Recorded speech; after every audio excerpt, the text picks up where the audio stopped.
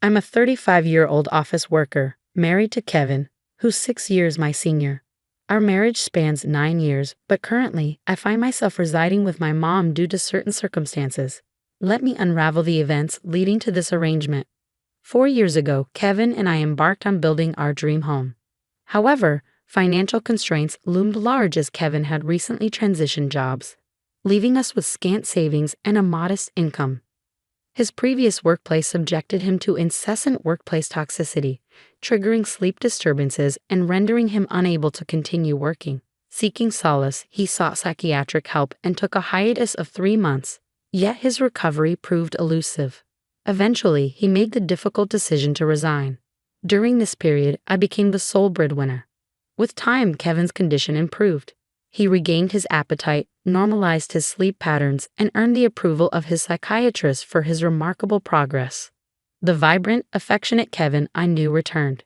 Eager to re-enter the workforce, he embarked on a job hunt. Despite encountering hurdles due to his past mental health struggles, his tenure at the large corporation proved advantageous in securing a position at a smaller firm. Though the paycheck paled in comparison to his previous earnings, the opportunity to work in his desired field brought him joy. Witnessing his renewed sense of purpose filled me with happiness, knowing that he found fulfillment in his professional endeavors once again. We harbored hopes of starting a family, but the practicalities of life loomed large. Knowing that our financial stability relied on my continued employment, I pressed on with my career. Besides, I found immense fulfillment in my work, and Kevin and I mutually agreed to postpone parenthood. With just the two of us, life unfolded peacefully until tragedy struck. My mother, Sarah, was involved in a car accident that left her paralyzed, reliant on a wheelchair for mobility. Having lost my father during my middle school years, Sarah had been living independently ever since. However, our family home, aged and laden with stairs, proved unsuitable for her new circumstances. It was then that Kevin proposed a solution. Let's live together. Sarah and I were taken aback by his unexpected generosity, yet deeply touched by his compassion.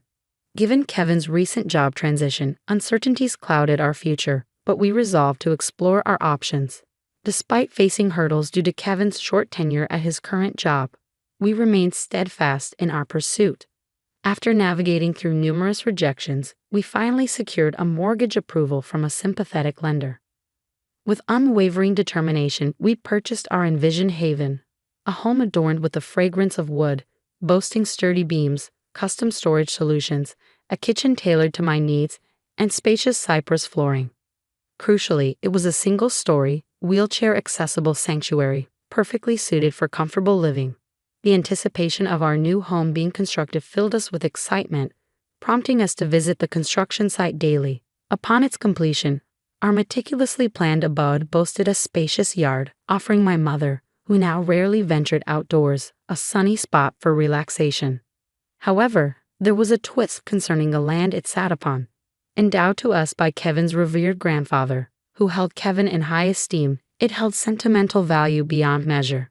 Though Kevin's family wasn't affluent, his grandfather, upon learning of his cancer diagnosis, began dispersing his assets, bequeathing us the largest parcel of land. Receiving such a gift felt akin to winning the lottery, at the plot's proximity to Kevin's family home, merely a 10-minute stroll away, raised eyebrows.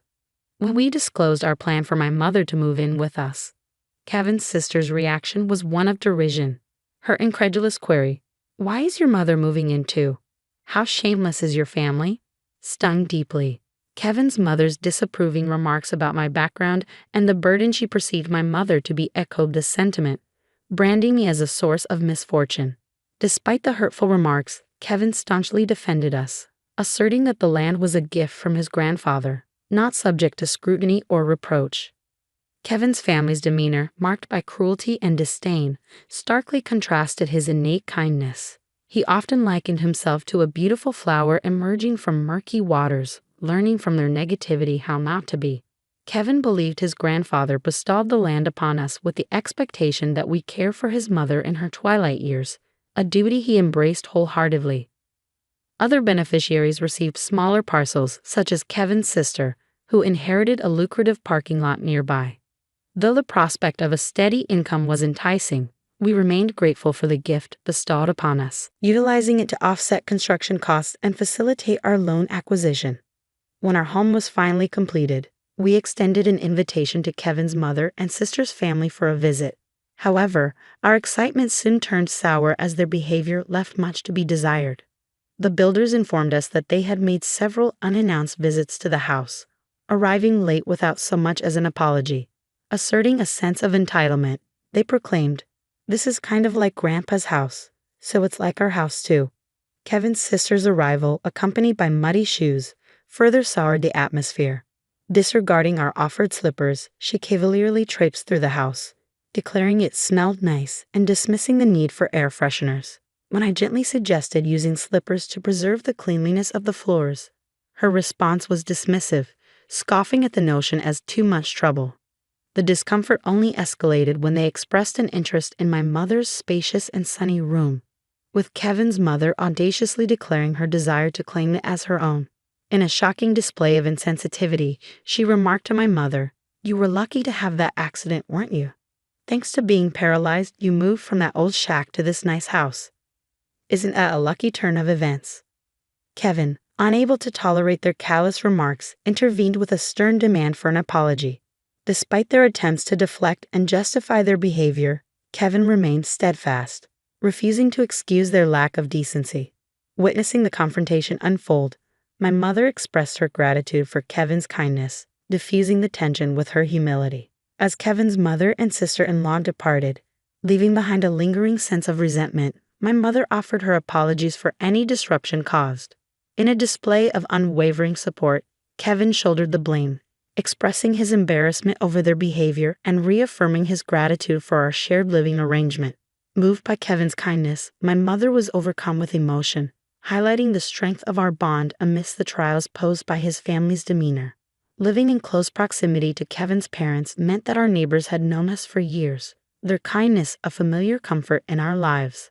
As we settled into our new home over the course of 4 months, I noticed a glimmer of joy returning to my mother's eyes. However, the tranquility was shattered by an unexpected phone call I received at work one day. The news that my mother delivered left me reeling with disbelief. Kevin had collapsed at his workplace, sending shockwaves of fear coursing through me. Hastening to the hospital, I clung to the hope that it was merely a scare, reassuring myself with visions of Kevin's usual jovial self. Arriving at the hospital, my heart sank at the sight of Kevin tethered to a web of tubes, his usual playful banter silenced by the gravity of his condition. The doctor's grim prognosis shattered my fragile optimism, plunging me into a surreal nightmare. The weekend plans we had eagerly anticipated now felt like distant memories as the harsh reality of Kevin's critical state unfolded. Devastation struck with unimaginable force when Kevin passed away, leaving me numb with grief. Amidst my anguish, the arrival of Kevin's family only added to the turmoil. Their accusatory words pierced through my sorrow, casting blame upon me for his untimely demise. Bereft of the strength to defend myself, I crumbled under the weight of their accusations. It was my own mother's arrival, consumed by grief, that finally unleashed the floodgates of my tears. Together, we mourned the loss of Kevin, our shared sorrow a poignant reminder of the love we had lost. Yet, even in our darkest hour, Kevin's mother's callous remarks echoed with cruelty, severing whatever remnants of familial ties remained. With a final, disdainful parting, she left us to grapple with our grief alone. The somber task of arranging Kevin's funeral fell upon us, and we found ourselves at the funeral home alongside a funeral director. The news of Kevin's passing from a brain hemorrhage felt surreal, especially considering he had been his usual self just that morning. Informing my mother-in-law of the funeral arrangements yielded little response. She tersely conveyed her intention not to attend, citing Kevin's perceived allegiance to my mother and me. Her daughter, my sister-in-law, echoed this sentiment, declining to participate as well. Despite their absence, the viewing drew a crowd comprising many of Kevin's co-workers and friends. Their presence was a testament to the profound impact Kevin had on those around him. Tears flowed freely as mourners bid farewell to a cherished friend. The funeral itself was a poignant affair, underscoring the depth of love and affection that surrounded Kevin. Amidst the grief, I found solace in the company of those who shared in my sorrow, grateful for the opportunity to spend the day honoring the memory of my beloved husband. As difficult as it was to reconcile with the absence of his family, I couldn't help but reflect on the inherent differences in our ways of grieving. I received an email from my mother-in-law, but its contents were inappropriate, leaving me hesitant to respond. Her persistent inquiries regarding the life insurance money only intensified, flooding my inbox with further demands. Feeling overwhelmed, I opted to ignore her messages, unwilling to engage with the topic at that moment. Upon returning home, a peculiar sight greeted us. A light illuminated from within, contrary to our usual practice of switching off all lights before leaving. My mother, Sarah, expressed confusion, assuming we had overlooked this detail in our haste. As I unlocked the door, the sound of the TV emanated from within, adding to our bewilderment. Entering cautiously, we were met with the unexpected sight of my sister-in-law and her husband seated in the living room amidst unfamiliar furnishings and boxes. Struck speechless by the intrusion, I struggled to comprehend the situation unfolding before us. My sister-in-law's flippant remark about our sudden arrival only compounded the confusion, leaving us grasping for answers amidst the surreal scene. "We're taking over this house. Pack your things and leave," declared my sister-in-law, her words landing like a blow to our senses. My mother and I stood frozen in disbelief, struggling to comprehend the audacity of her command. Demanding an explanation for the sudden disappearance of our furniture and belongings, she brushed off our concerns with callous indifference. According to her, a resale company had swooped in, deeming our possessions worthy of resale. Nonchalantly, she revealed that they had profited from our loss, using the proceeds to furnish the house anew. Dismissing our attachment to our belongings as trivial, she mocked our dismay, insinuating that our modest possessions reflected either a minimalist lifestyle or financial hardship.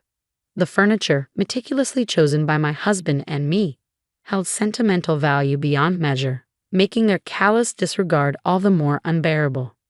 Fury ignited within me, mirrored by my mother's flushed complexion, though shock rendered her speechless. Refusing to succumb to their audacious act, I swiftly reached out to the resale company, determined to reclaim what was rightfully ours. After outlining the situation, the resale company agreed to categorize our missing items as stolen and facilitate their return. Dealing with such turmoil in the wake of my husband's passing felt like an unbearable burden. I harbored no desire to maintain any semblance of a relationship with his family, yet the house held cherished memories of him that I couldn't bear to leave behind. As I grappled with conflicting emotions, my mother's quiet voice broke through the turmoil. "What would Kevin say if he were here?" she posed softly. Reflecting on his words, I realized he would likely advise us to leave. Kevin often emphasized the importance of surrounding oneself with understanding individuals, recognizing that some would never grasp our perspective, no matter our efforts. Ironically, he had been referring to his own mother and sister. Accepting the inevitability of their interference if we stayed, I swiftly secured a lease for an accessible apartment. Surprised by my prompt decision, my mother stood by my side as we arranged for our belongings to be held by the resale company temporarily, before being relocated to our new abode. 3 days later, in exchange for vacating the premises, I extracted a promise from my mother-in-law and sister-in-law to sever all ties with us. It was a necessary step towards reclaiming our peace and autonomy in the wake of Kevin's absence. Thus began a new chapter in our lives, my mother and I settling into our apartment without Kevin. It came to light that Kevin had taken out multiple life insurance policies, almost obsessively so. His playful jests about us becoming wealthy in the event of his passing now seemed prophetic. True to his words, he had ensured that we would be financially secure for the rest of our days. When we purchased the house, Kevin's inability to secure a mortgage prompted me, as the primary breadwinner in a major corporation, to acquire it in my name. It was a precautionary measure to safeguard against the burden of shouldering a mortgage for a house I might not inhabit if tragedy struck first. According to our agreement, the house would be auctioned off if the mortgage remained unpaid for 4 months. As time elapsed, my call log became inundated with persistent calls from my sister-in-law, Emily, and mother-in-law, Maria. Their relentless pursuit was reminiscent of a chilling horror movie, fueling a sense of apprehension within me. Yielding to their incessant attempts to reach me, I finally answered the phone. Their fury erupted upon learning that the house was slated for sale. Attempting to return, they were met with a seizure notice, bearing their entry. Emily and her husband had vacated their apartment following Kevin's passing, with Emily even resigning from her job. In a desperate bid to alleviate their homelessness, I suggested they return to their parents' house. To my astonishment, Maria had become ensnared in a gambling addiction, resulting in the sale of her own home. Unbeknownst to me, they had been cohabiting for the past 5 months. Furthermore, I learned that they had disposed of their primary source of income, a parking lot adjacent to the train station, long ago.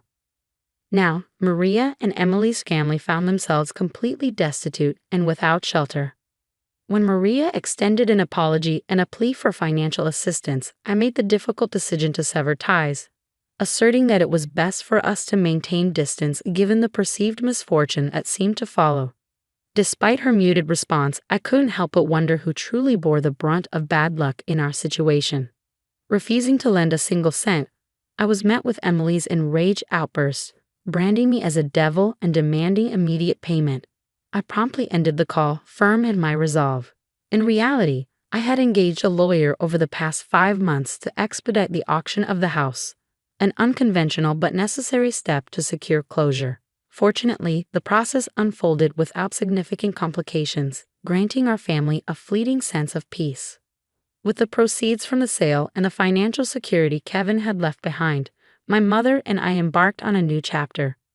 Eschewing the need for a large house, we prioritized safety and tranquility, opting for a condominium with minimal noise disturbance. Recalling my husband's vision for our home, I saw a place where my mother-in-law could indulge in her love for reading and bask in the sun. Though smaller in size, the condo boasted a spacious balcony reminiscent of the courtyard Kevin had envisioned, providing a serene space for relaxation. The sale of the house, coupled with the unexpected windfall from Kevin's inheritance, provided us with the means to move forward, signaling a fresh start for my mother and me. In the wake of Kevin's passing, I made the deliberate choice to invest in a luxurious condominium known for its top-notch security features, a decision I'm certain would have brought my cautious husband, Kevin, peace of mind. The sense of security and tranquility offered by our new home is truly priceless, especially considering the tumultuous experiences with my in-laws. Life has taken a stark turn since Kevin's departure, and navigating the aftermath of his family's actions has proven to be emotionally taxing. Following the auction of the house, Kevin's mother, Maria, and sister found themselves displaced, ultimately resorting to public housing after failed attempts to secure financial aid. Unfortunately, their transition to communal living has been marred by a continuation of their old habits. Despite their efforts to adapt, including seeking assistance from neighbors, their presence in public housing has been marked by disturbances that have begun to unsettle the community. From hosting barbecues on their modest balcony to engaging in frequent loud arguments, their disregard for communal harmony has become increasingly evident. Such thoughtlessness, coupled with their financial woes, underscores a long-standing pattern of behavior characterized by a lack of consideration for others' comfort. Their disruptive actions serve as a stark reminder of the challenges we faced in the aftermath of Kevin's passing, further emphasizing the importance of finding solace and security in our new home. Since my sister-in-law's husband departed, she and Maria have been left to navigate their challenges alone. Their tumultuous situation stands in stark contrast to the tranquil and stable life my mother and I now enjoy. While both households consist of 2 individuals, the atmosphere couldn't be more different. Mine is a haven of peace, whereas theirs is fraught with conflict and tension. The disruptive nature of their living arrangements has reached a tipping point, prompting concerned neighbors to unite in an effort to remove them from the premises. It serves as a sobering reminder that regardless of location, being a disturbance can swiftly lead to being unwelcome.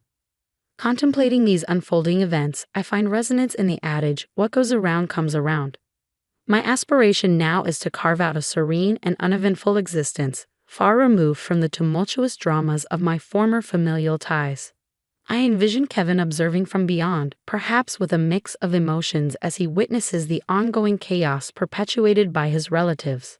In contrast to the tranquility he cherished in life, my path forward is marked by a steadfast commitment to lead a life devoid of turmoil or disruption.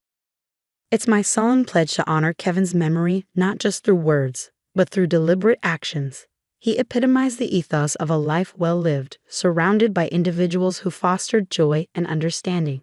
Despite the complexities of the family dynamics left in his wake, I remained resolute in my pursuit of positivity and peace.